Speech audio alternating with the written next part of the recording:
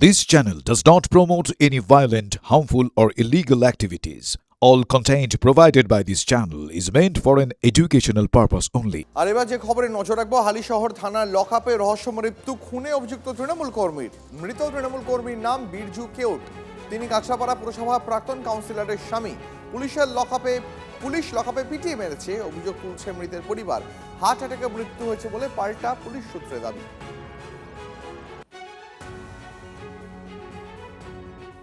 হালিশহরে বিজেপির কর্মী সৈকত ভাওয়ালের খুনে অভিযুক্ত বীরজু কেওয়াতের মৃত্যুর যে কিভাবে মৃত্যু হলো তা নিয়ে তদন্ত শুরু করেছে পুলিশ। বিচারাধীন বীরজু কেওয়াতের মৃত্যু নিয়ে নানা প্রশ্নও তুলছে বিরোধীরা এবং পরিবার। তবে ময়নাতদন্তের পর জানা যাবে তার মৃত্যুর আসল কারণ কি। পুলিশ সূত্রে খবর যে হৃদরোগে মারা গেছে বীরজু কেওয়াত। তবে এখন তদন্ত করে দেখা যাবে যে কি ঘটনায় বীরজু কেওয়াতের মৃত্যু হলো। হালিশহর থেকে বিশ্বজিতের সঙ্গে অনন্ত চট্টোপাধ্যায়, TV9 বাংলা। বিজেপি কর্মী সৈকত ভাওয়ালকে খুন সহ একাধিক অভিযোগ ছিল এই বীরজুর বিরুদ্ধে। হালিশহর থানা সূত্রে দাবি, ভোরে লকআপে পড়ে থাকতে দেখে পুলিশ কর্মীরা ধৃত তৃণমূল কর্মী বীরজু কেউটকে কল্যাণীর জওহরলাল নেহরু হাসপাতালে নিয়ে যান, কিন্তু সেখানে চিকিৎসকেরা তাকে মৃত বলে ঘোষণা করেন। যার আন্ডারে আমার হাজবেন্ডকে ধরা হয়েছিল, রাজীব সামথিং কিছু ওনার নাম ছিল, উনি রাত্রিবেলা হয়তো আমার হাজবেন্ডকে হাত পা বেঁধে প্রচুর মার মেরেছে। ওর হাতে পায়ে যে বেঁধেছে তার দাগ, এবং কান থেকে এমন মেরেছে কান থেকে রক্তও বেরিয়েছে, এবং শরীরের পিছন দিকে পশ্চাৎ অংশতেও মেরেছে, পুরো ব্লিডিং হয়েছে এবং তিনি মারা যান। ভোরের দিকেই হয়তো এখানে হসপিটালে নিয়ে এসে ওকে বডিটা ফেলে রেখে চলে যায়। আমাদের কাউকে কোনো জানানোর প্রয়োজন মনে করে। কালকে পুলিশ কাস্টাডিতে ছিল, অ্যারেস্ট হয়েছিল। আগে কোনো কেস ঘটিয়েছিল হয়তো। উনি টিএমসি করতো, হালিশহর থানা ধরেছিল। হ্যাঁ, তারপর আজকে শুনছি যে উনি মারা গেছে।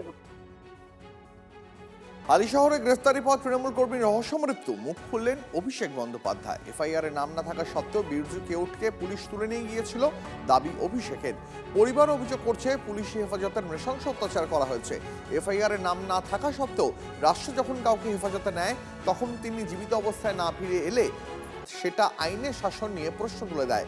এক্স হ্যান্ডেলে পোস্ট করেছেন অভিষেক বন্দ্যোপাধ্যায়।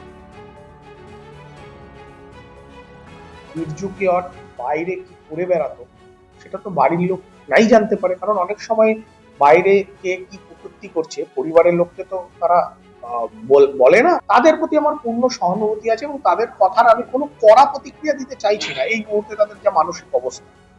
কিন্তু পুলিশের বিরুদ্ধে কি অভিযোগ আছে সেটা তদন্ত হবে, পুলিশ তদন্ত হবে। আমি তাদের এটা বলতে পারি যে বীজপুরের একজন নাগরিক হিসেবে আমি তাদেরও বিধায়ক, ফলে আমার থেকেও তারা যে ধরনের সহযোগিতা চাইবেন তারা পাবে। অত্যন্ত গুরুত্বপূর্ণ একটা খবর এই মুহূর্তে নজর রাখবো। জাতীয় এবং রাজ্য সড়কে টোটো চলাচল বন্ধে এবার রাজ্য পুলিশকে কড়া হতে বার্তা। ডিজিকে চিঠি দিল রাজ্য পরিবহন দফতর। 7ই আগস্ট রাজ্য পুলিশের ডিজিকে চিঠি পরিবহন দফতরের প্রধান সচিব রবীন্দ্র সিং এর। আমি সায়ন্ত, আমাদের সহকর্মী আমার সঙ্গে রয়েছেন। সায়ন্ত, জাতীয় এবং রাজ্য সড়কগুলিতে টোটো চলাচল বন্ধ করতে এবার পুলিশকে একটা কড়া বার্তা পরিবহন দফতরের তরফে। একদমই দীপ, দেখো এর আগে পরিবহন মন্ত্রী অর্জুন সিং এবং পরিবহন সচিব দুজনই কিন্তু বলেছিলেন যে জাতীয় সড়ক বা রাজ্য সড়কের উপর টোটো চলাচল করতে পারবে না, কারণ তাদের যানজট হচ্ছে, দুর্ঘটনা বাড়ছে। এই নির্দেশ যাতে কড়া হাতে পালন করা হয়, সেই কারণে কিন্তু রাজ্য পুলিশের ডিজিকে চিঠি লিখলেন খোদ পরিবহন দপ্তরের সচিব, প্রধান সচিব। তিনি জানিয়েছেন আগের যে নির্দেশ দেওয়া হয়েছে, যে চিঠি দেওয়া হয়েছিল, সেই চিঠি একদম নির্দিষ্টভাবে যেন কড়া হাতে পালন করা হয়, কারণ টোটোর কারণে দুর্ঘটনা বাড়ছে, একই সঙ্গে যানজট বাড়ছে।